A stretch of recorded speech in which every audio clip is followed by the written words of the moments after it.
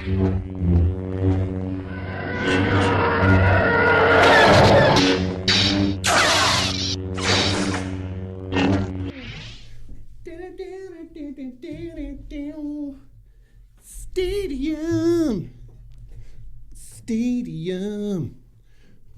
Very professional. Guitar.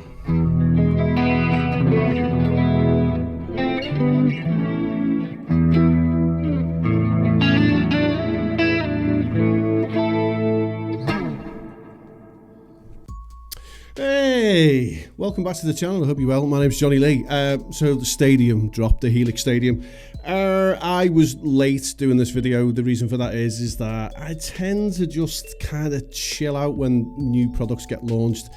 I don't kind of go flying in and, you know, just be like, I've got to do a video now. I kind of wanted to let the dust settle a little bit and kind of get a bit of a range as to what people were thinking. So I've made a couple of professional notes because there's a couple of things that I wanted to kind of touch on and discuss and get your feedback on as well. So that's what the comment section's for. You can write what you want. We ain't filtered here, you know what I mean? I often say the word, you know, shit quite often if you've been to this channel, so don't expect anything wholly professional because it's just not going to happen.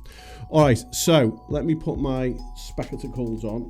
So HELIX Stadium looks amazing, and the live chat when the live video was actually on in Calabasas was kind of hilarious because for the most part the comments were really good, and the other side of it was actually there was a lot of angry people.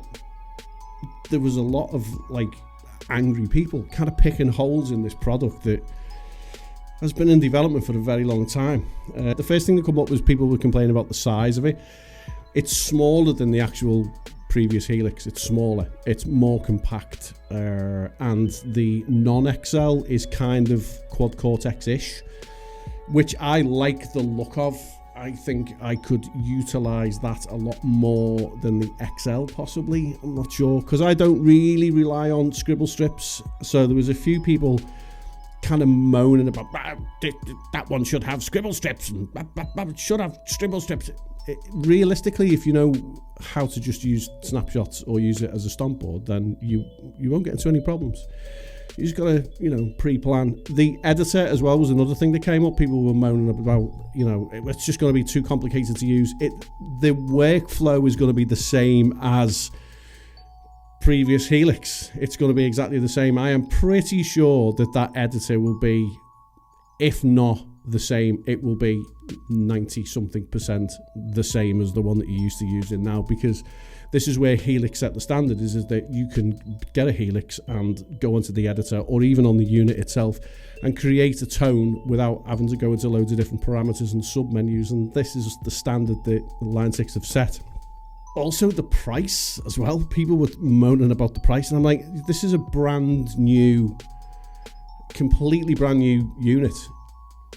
I think in today's world where everything is that expensive, you've got to give a hand job to somebody to get you shopping. You know, 2,200. That's not too bad. And obviously the smaller one is 1,700, which ain't too bad. But showcase the ability to import backing tracks and take certain instruments out. The fact that you can send kind of messages all over the place with the onboard computer, and you can trigger light shows, and you can do all like manner of really fucking wild stuff. I mean, that all of these other manufacturers now will be looking at Line 6 HELIX Stadium and going, shit, we should have done this, we should have done that, and it should look like that. One of the other things that I've said in previous videos of mine as well was there was a new set of amps that appeared, one of which was the Bogner and the EVH in the last update. And I said with the Bogner, and I did this preset yesterday, it'll be in the playlist, go and get it, you get the free preset with it as well. Normally what I had to do with HELIX patches was put a kinky boost in between the amp and the cab, and also I'd put a tile verb at the end of the patches. This is because for some of the amps, not all of them, some of the amps, it was missing that big, hefty, huge sound that you would associate with you know, a particular type of amp, whether it be the Marshall or the PV or whatever. It kind of just cleared things up a little bit and made it sound a bit more pleasant to the ears. Now, not all of the amps were like that in Helix. It's just there was a high percentage of them that needed that kinky boost in between the amp and cab, and it needed that tile verb on the end just to get it to sound as fractalish as I wanted it to sound, you know what I mean? Because again, I've dabbled in fractal stuff, and there is a significant difference between the two. However, the Bogner that was in this update didn't need the kinky boost, and it didn't need the tile at the end either, which makes me think, is that a little bit of a test to what's coming? Because live I'm recording now, I'm using that Bogner all of the time, and I can't really use anything else because it goes missing out my ears when I try and use something else. Something has changed, and I did say this in previous videos, something's changed with the overhaul of the cabs, and something has changed with the overhaul of the amps as well, because you don't have to have them as loud in your preset. So sneaky. Also, I think finally Line 6 are kind of setting the standard now, and I have said this before, the Helix was the one that they all copied, because when it came out 10 years ago, it's been 10 years, oh my god, when it came out 10 years ago, nobody had seen anything like it. And then we got the introduction of snapshots, which, you know, that was a game changer. I fucking hate that term. It's a game changer. It was. It just made everybody go, oh, so I can change a gazillion things and just do it on one foot switch. Oh yeah, you can do that over all of your foot switches, and like switch amps and alter your delays and the mix of this, and you can put more gain on that. Oh, and you use your expression pedal for that as well. It's like, it was completely fucking unheard of. So they are once again now, I think it's the right time. They've come out finally and just gone, whack, have that then. Follow that at NAMM. Let's see what happens. And I don't think anybody will. I think this is going to be the one that people are going to fail to catch, because I know, I have it on good authority, that it sounds amazing. Because I know people that were there and played it, and they said it's absolutely insane. It feels better. I know Doug Doppler and a couple of other people mentioned that roll off of the volume on your guitar. It does that properly now, and all digital modelers don't do that very well, but apparently this one does. So will I be doing HELIX Stadium? Of course I will. Yeah, absolutely. I'm sure that one will land in the studio at some point. Not sure which one, but it's definitely going to happen, and I'm definitely going to do it. And again, you have my absolute word that there will be never, ever a charge for presets. Which leads me into this. These are two for a friend of mine. One of them is a clean using the Carillion.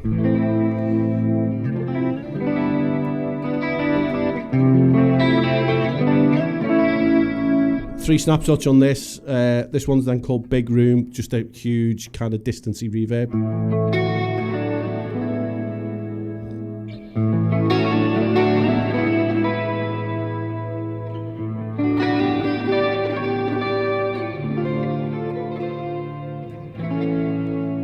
And the third snapshot's just got an octave.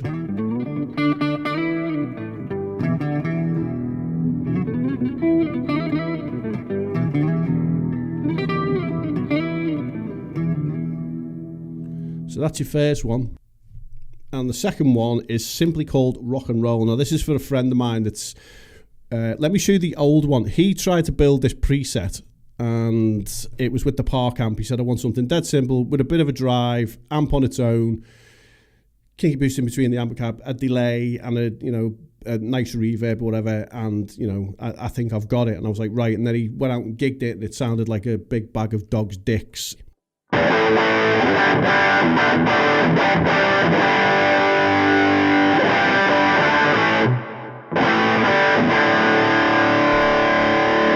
It ain't too far off. I did say that to him. I said I wouldn't be upset with it. So I then swapped it for the Marshall Brit 2203. I put the double XLV30, little bit of chorus, vintage delay, a plate verb, and then dropped it down. And then we put the tile on the end, because again, it's one of them amps that needs that tile, and it's got the kinky boost in it.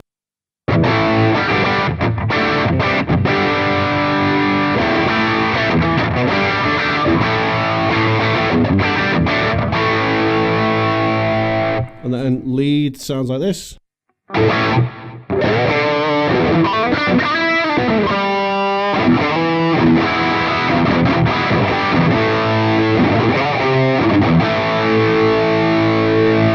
So one of the things that he said was, he's like me, he uses a Telecaster Live sometimes, was he wanted to be able to go into single coil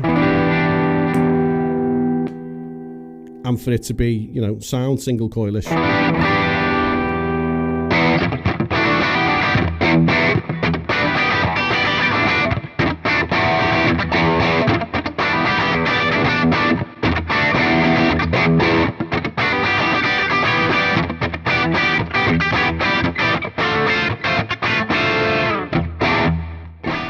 So there's your 2 free presets. Again, there was a couple of things that come up on the Stadium thing. I'm really looking forward to it. I think it's going to be epic.